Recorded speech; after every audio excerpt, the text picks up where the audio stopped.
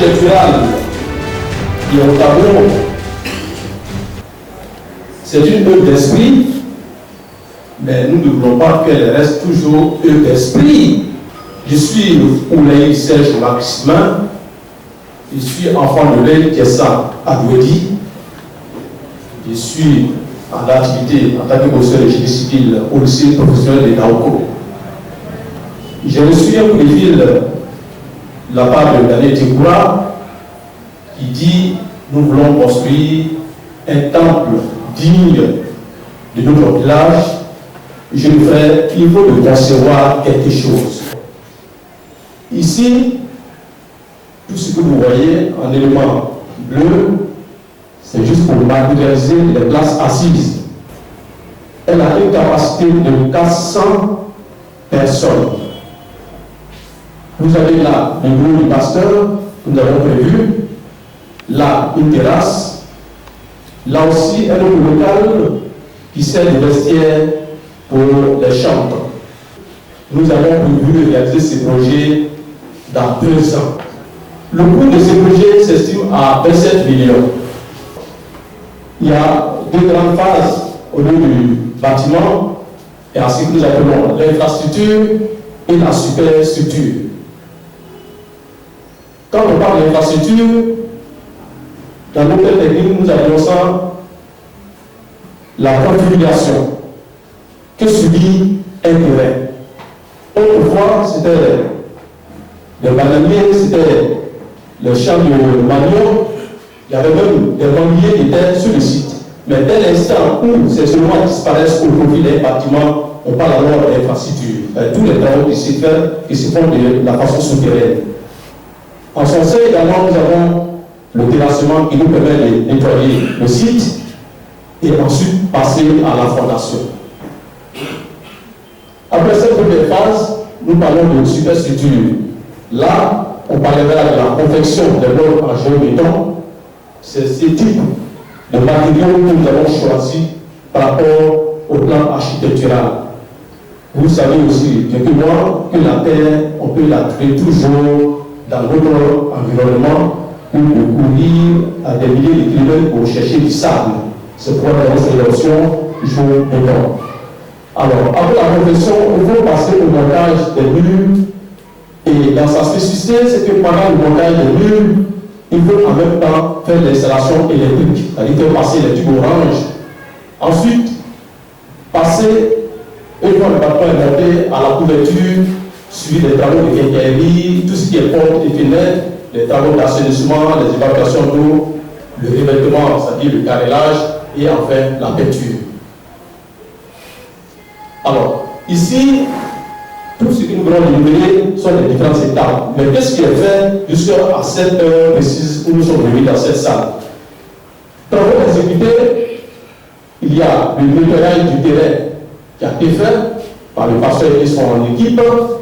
Le terrain a été préparé et lorsque nous sommes arrivés en cette phase-là, pour ceux qui voient très bien l'image, c'est la pose de la première pierre.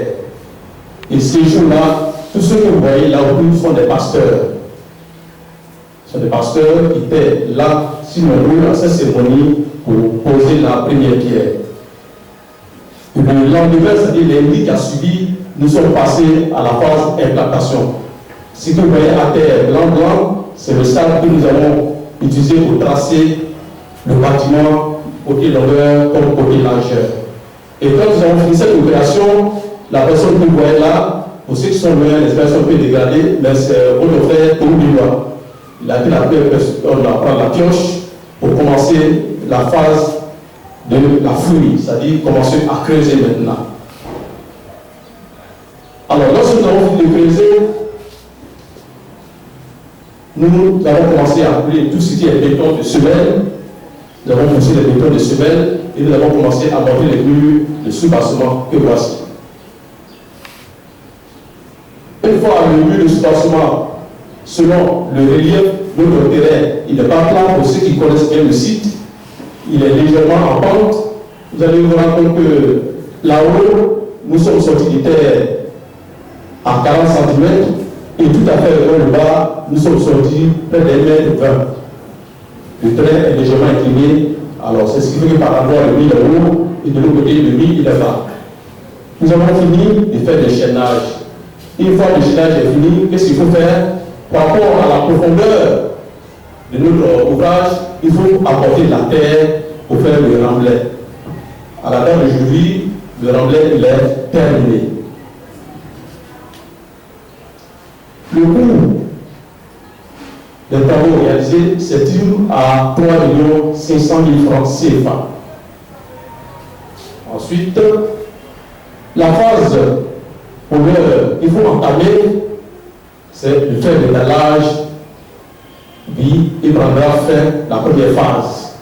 Et pour faire cet étalage, par rapport aux dimensions du bâtiment, 24 mètres sur 22, il est assez grand.